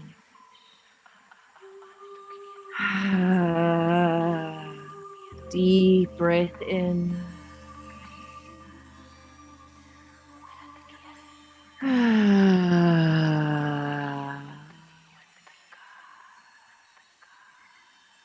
And I really encourage you to try to make a sound on your exhale.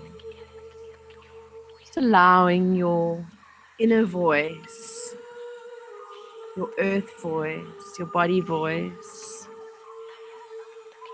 just to express.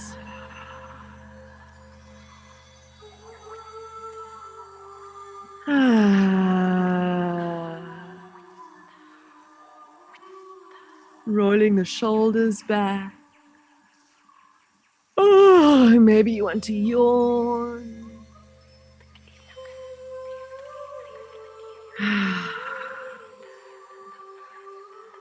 Maybe you want to arch your back.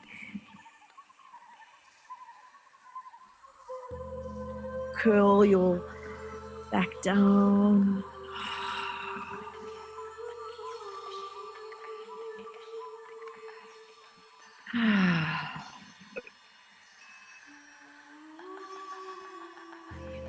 And then slowly take your awareness, dropping it in to your pelvic area.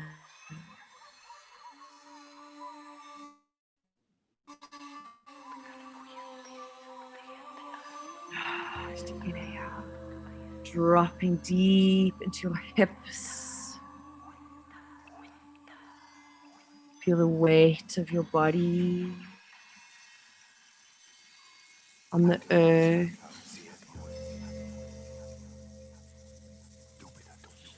The heaviness of your sit bones.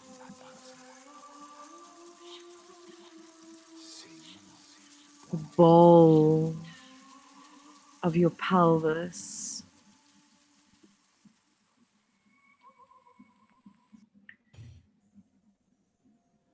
Just opening up your genitals and your anus.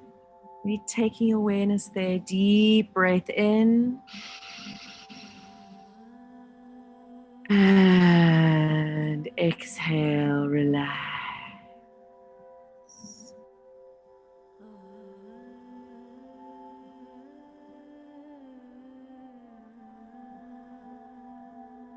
Taking your awareness into your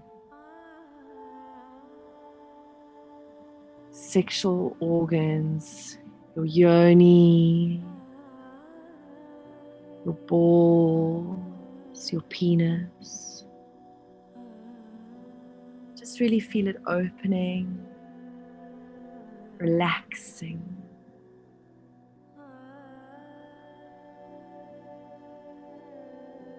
Maybe you can feel the contact between your body and the skin, and your clothing, or the earth.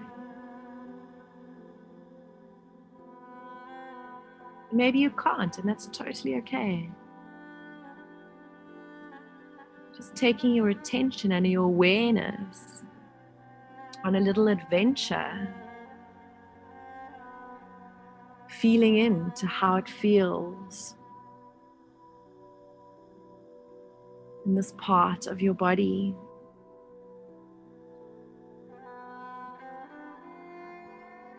Maybe the lower back is aching, the belly is hungry, the belly is full.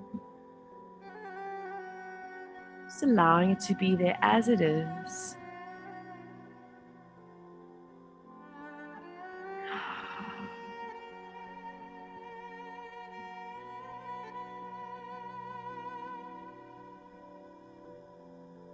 And opening up the anus, you're just exhaling and just relaxing the bum cheeks. You can imagine your bum cheeks almost melting onto your seat as the hips get heavier, the feet ground deeper onto the earth.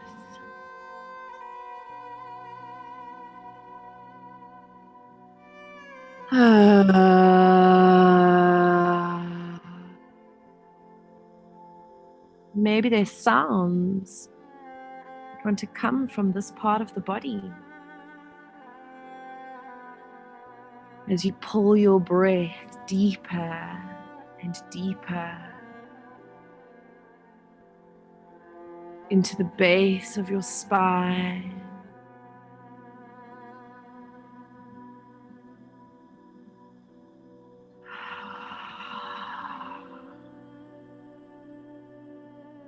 Lengthening your breath just a little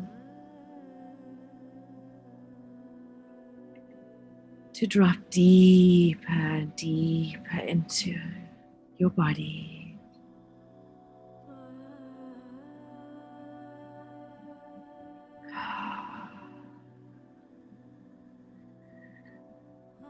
And be mindful of what is arising in you. Is there numbness? Is there tension? Is there ease and flow? And perhaps you want to move your body a little, undulating the spine, which means moving in circular motions.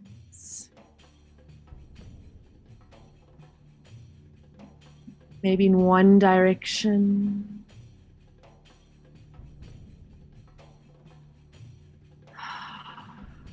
really allowing the pelvis to be the start of the movement.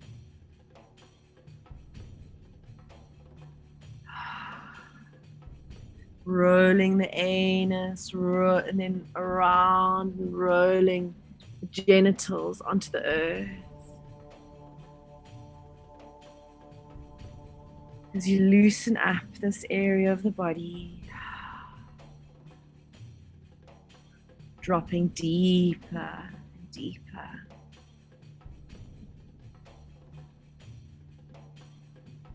Just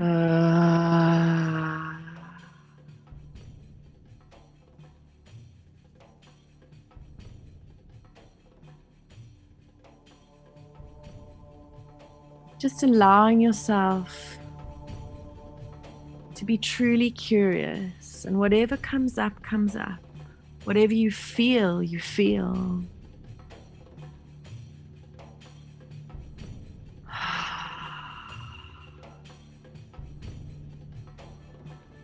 Maybe you can feel ants in your pants and then shake it off. Maybe you want to wiggle your bum.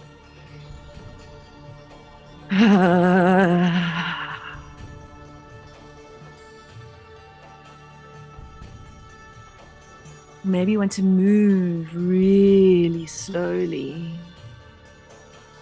feeling each and every movement deep within.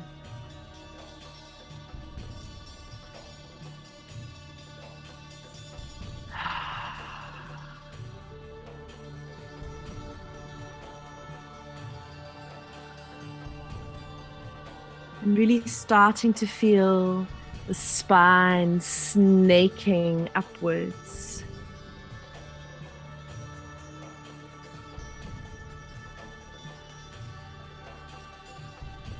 Starting at the base.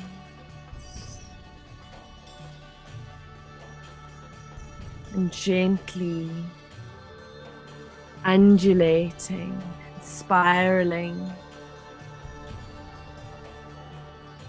as you awaken your belly of fire.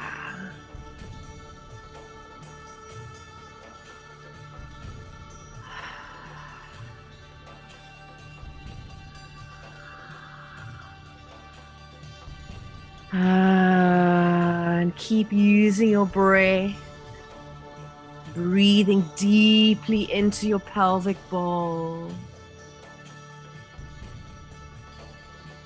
And exhaling from here. Maybe your voice drops.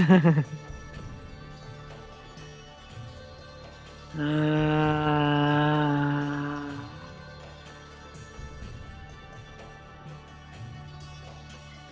really feeling any resistances, blockages you may find, tension, contraction, and using your breath, using your life force to exhale and release.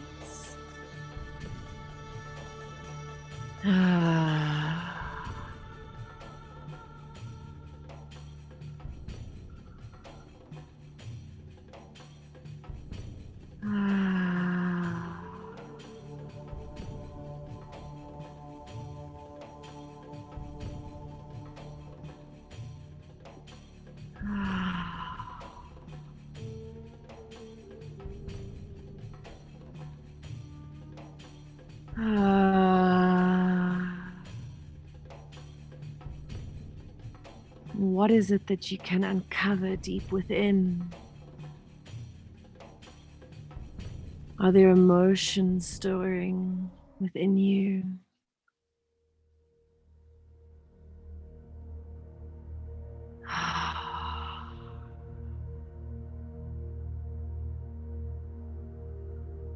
Maybe the mind has started to plan dinner. Just exhale and release.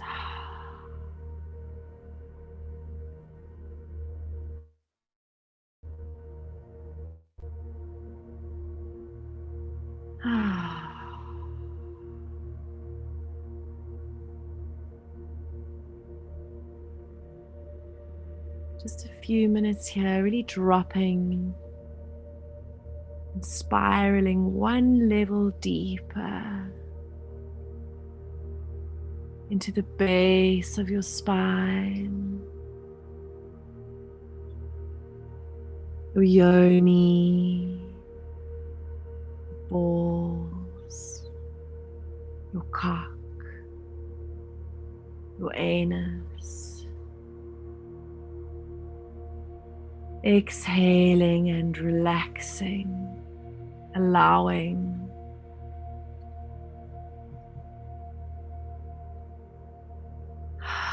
Letting the belly hang out.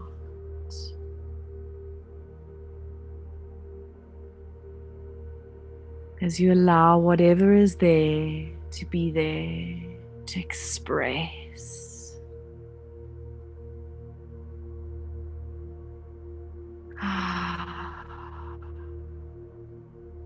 Maybe there's tenderness.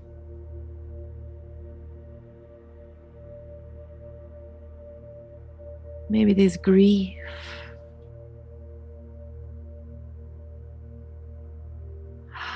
Maybe there's numbness, frustration. And using the breath and the gentle movement just to connect and express. No need to understand why, who or what or how. Just allowing. Giving yourself full permission to feel just what is already there. Maybe there's desire. Maybe there's arousal. Maybe there's sexual arousal. Maybe there's a creative desire to birth. Maybe you can feel heat building as your life force energy circulates in this pelvic bowl. This watery bowl of life-giving energy.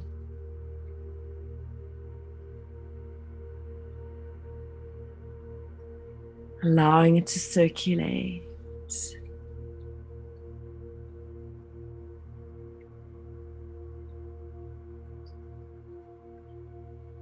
And generating more and more just for these few minutes.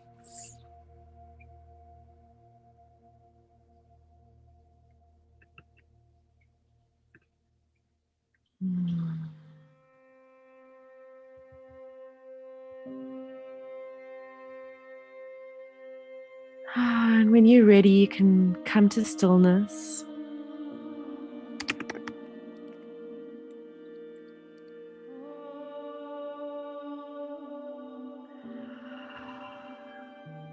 Just allowing your body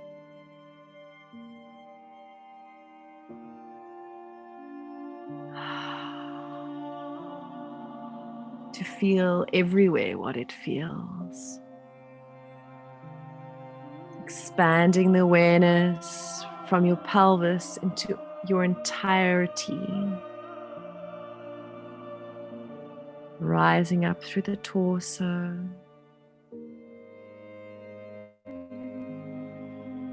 Top of the head.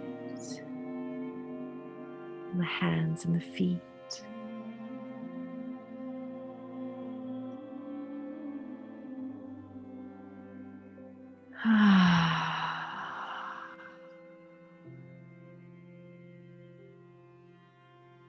As you feel your aliveness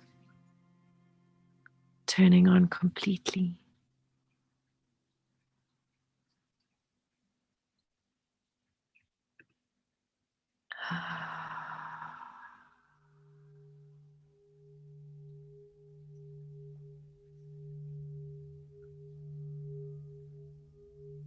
And then really bring your body to complete stillness.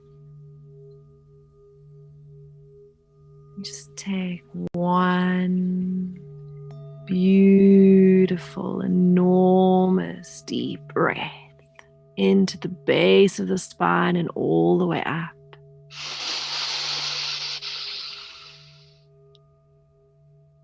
And exhaling, release. Just do one more breath like that here. Deep breath into the belly, all the way up into the chest, and all the way to the top of the head. And exhaling all the way down, connecting to your feet on the floor, your bum on the chair. And slowly coming back to the screen.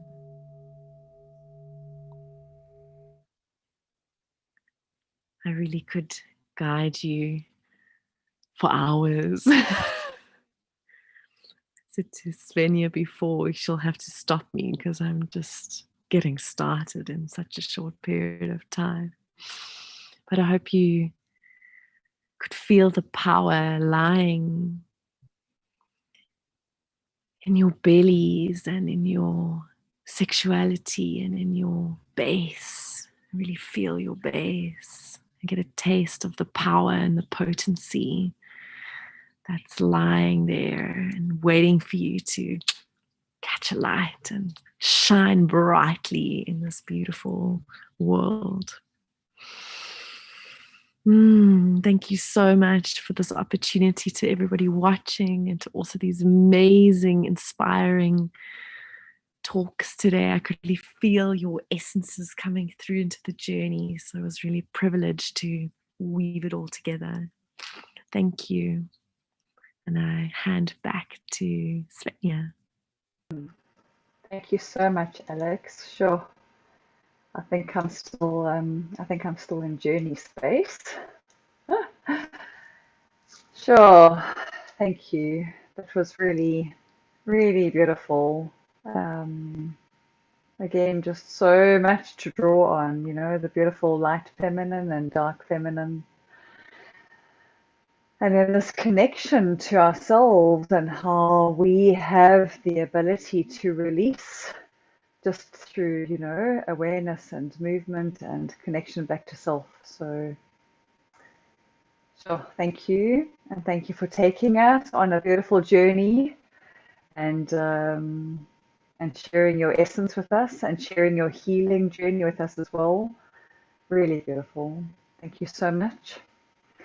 And I just want to acknowledge the speakers again. So Sonnet, for bringing your beautiful message and reminder of creativity. And Gogo Debs, your reminder of ancestral lineage and awareness. Alex, your beautiful connection to our bodies and our physicality. Tandiwa, your incredible musical medicine. And, it's just this reminder again for me of this weave, this collective. When we collectively come together, we create such beautiful magic. And to my co-creator on this platform, Russ, without him, this platform would not be here.